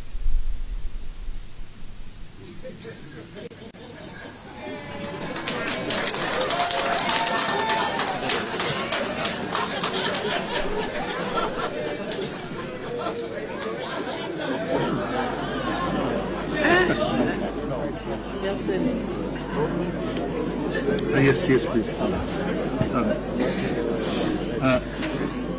Advocate Chamisa, thank you very much. It's been a great honor to have sat here and listened to your testimony today. I wanted to just ask one or two things. Firstly, going back to right at the beginning, you said you actually saw one of the people who'd been shot the next day. Indeed. On the 2nd of August. Indeed. Where was that? Was that in hospital? Oh, thank you, Advocate Dixon. It was at a hospital because I visited the victims. I went to the hospital before addressing a press conference where I was then calling for peace and harmony. I wanted to have an on-spot assessment of the issues. So I went to the hospital at Parenyatwa. I saw the injured. They told me horrendous stories. And all the stories they told me that they had an encounter with the soldiers. And they were not even demonstrating.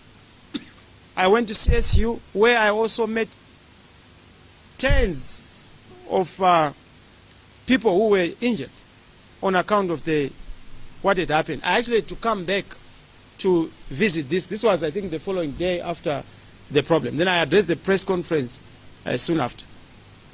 Did this person, because obviously we're trying to get evidence of what happened, did this person tell you anything about how they'd been shot? The one who you saw, who then you say died later? Well, I didn't go into the details. I was really heartbroken. He just told me that his special organ had actually been ripped apart and the bullet was still inside. And I could see that the engine was totally destroyed. And I was really worried that, you know, it was a very sad and a sorry sight. So I didn't go into further details, other than the fact that he was very optimistic. He was actually saying that, you know, I'm going to theater, but please come and see me. They want to remove the bullet. The next thing I was told that that person had died, because I then wanted to make a follow-up just to go and check how they were doing. When you got the call the day before from the Home Affairs Minister, this is on the 1st of August, yes. At that point you said you realized there were some problems brewing. Indeed. Was there anything that you thought at that stage you could have done maybe to intervene, to stop that situation? Well, Mr. Dixon, at that stage, like I told you, the only effort I could do was to try and raise the Youth Assembly chairperson, you know, to check if there was an issue. There was nothing as far as they were concerned. So there was nothing that I could do. In fact, I was actually far away. You asked me, where exactly are you, Mr. Chamisa? And I told him that I'm actually out of Farami in Dombosha. He said, oh, really? Okay, that's fine. And that is evidence that is available. There was nothing that I could do because I didn't know what was happening, who was doing. And I thought that perhaps he was just trying to pull something so that I would then be invited to a dialogue. Because at that point in time, I was under the impression that they want to bribe me into something to say, please, because they also said, but why is Chamisa giving us problems? Why can't we just give him money? How much does he want so that he'll be quiet? So I was very cautious of calls that would come from across the other side. And I must be frank on that. Now, I know you say you weren't in Harare on that day, the 1st of August. But are you able to assist at all? I mean, do you think there were people on that day who thought that the results were being cooked up or that there was going to be a fake result? Well, I'm also sure, but I think the whole nation was anxious. The whole nation was armed with what has happened in the past. I'm sure Professor Maduku would also be equally worried because the issue of elections in 2008, when results were withheld, would bring some kind of nostalgia and deja vu on the people of Zimbabwe. That, look, perhaps this is now a repeat of what we've seen before, where results, people knew, because people voted and people know that the result at a polling station had been concluded the very same day. But the election was not announced on Tuesday, on Wednesday, on Thursday, on Friday, only to be announced on Friday at night. Now, I know my colleagues in Zanu-Pf, if they had won the election, it was going to be announced midnight on Monday, and they were going to be celebrating, but they knew the result. That's why they took so much time to try and think otherwise. I know of a very honorable member who had to sleep with their shoes on because of this result. But I wouldn't want to go there because it's not necessary. No.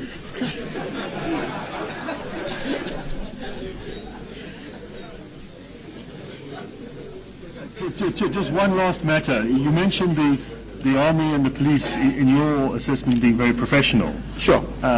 Sorry?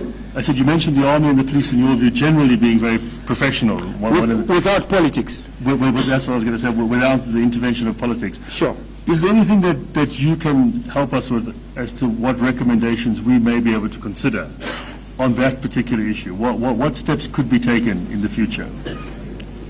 Well, that's a very, thank you, Mr. Dixon, for that question. In fact, the first thing we must do is to remove our military from civilian politics,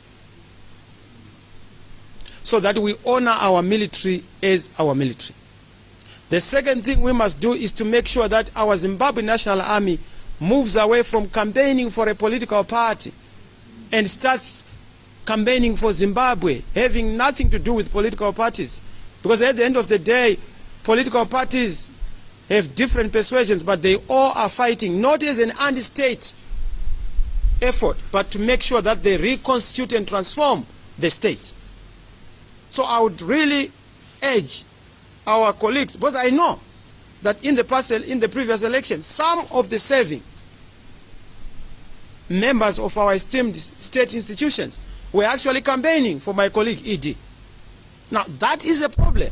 When soldiers campaign for one political party, when we all are supposed to have the equal protection and the security to our sovereignty, because we as the people are the state, and that includes MDC and Zanu-Pf. So moving away from partisan politics would be a very important thing. Thank you again for your testimony. Thank you.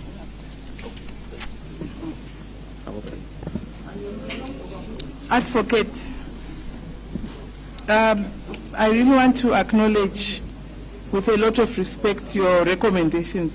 Sure. On the way forward. Sure. On that way forward, I'm wondering if you have also considered the issue of abuse of women and violence against women that we took note during the election campaign period. And would it be an issue that you would want to speak on with regards to the recommendations and going forward as a country? Thank you, Doctor.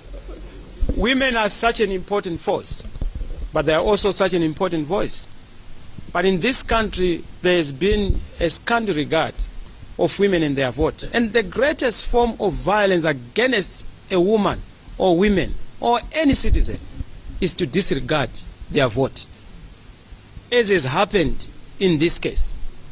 So in order for us to be able to resolve issues going forward, we need to respect the dignity of the woman by allowing more women to be active in politics away from violence sponsored by either the state or by politicians. And it's very important for a lot of political education to go into our politics. And this is why when I assumed the presidency in my party, I had wanted to meet Mr. Minagawa to have ground rules so that we have do's and don'ts. We don't repeat what Mugabe used to do to Mr. Tsvangirai, where he would do, attack Mr. Tsvangirai, where he would victimize Mr. Tsvangirai. I wanted to agree with Mr. Minagawa to say, let's have a political fight, but beyond the fight, let's build our country. Nobody is going to build a country single-handedly. We can build our country together. I'm a young man, but I have a very mature heart. A mature heart to bring this country forward. To bring this country together and move it forward. That is what I've always said. And once we do that, I can tell you that we will have more beautiful flowers blossoming in the garden of our country by way of more women in politics. Thank you very much, Advocate.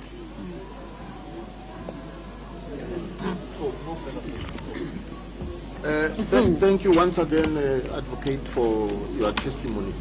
I just want to pick your brain with regards to the electoral system, because I'm aware that post the experience of 2008 elections, Sure.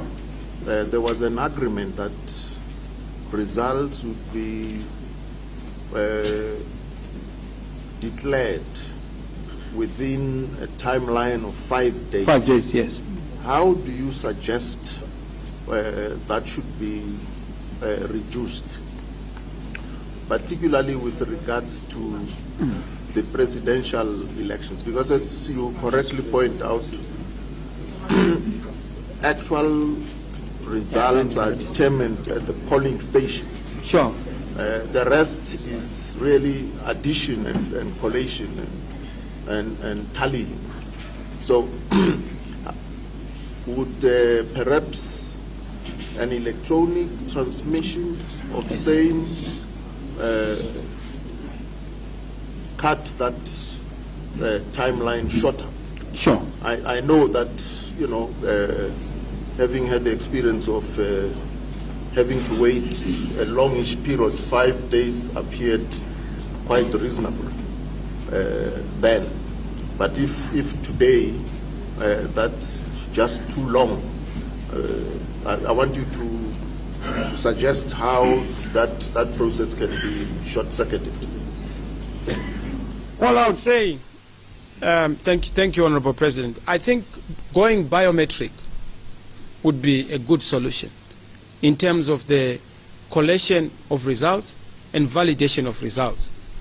It would be a good solution on account of the systems having been agreed upon by all the stakeholders, perhaps through a multi-party liaison platform, which platform was not active, by the way, in the previous election.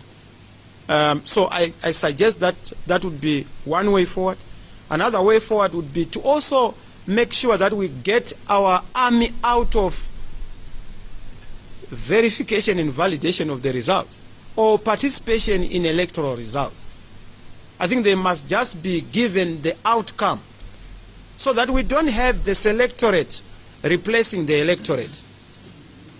When I say the selectorate, I mean the securocrats in particular. They are supposed to simply respect what the people would have voted for, not massage it, not seek to change it, or marinate it for certain of the objectives. Thank you, Honorable President.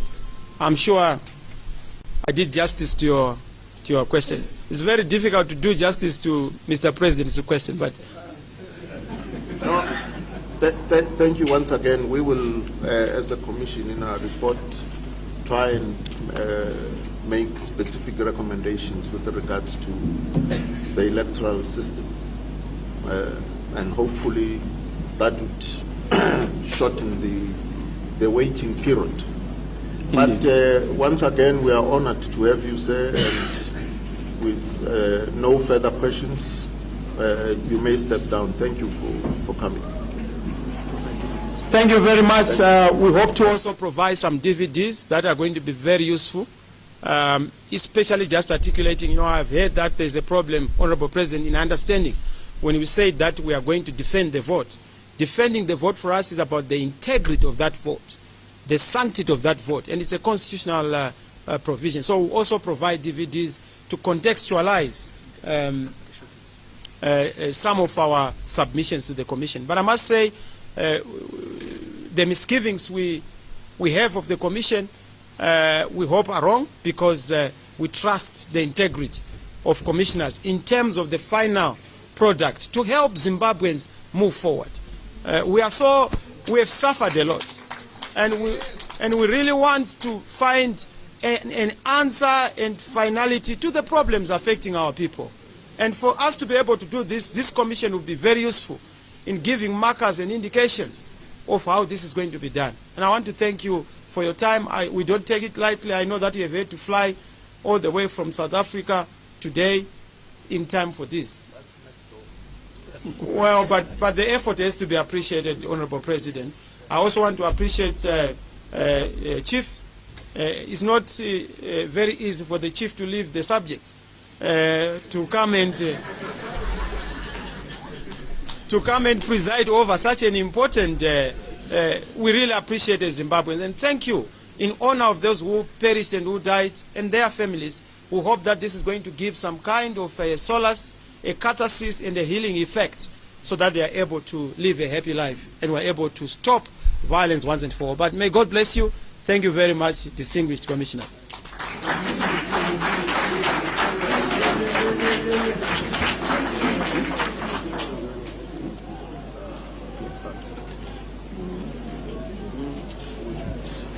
Thank you, Honorable Chair and members of the Commission. That was our last witness on the list for today.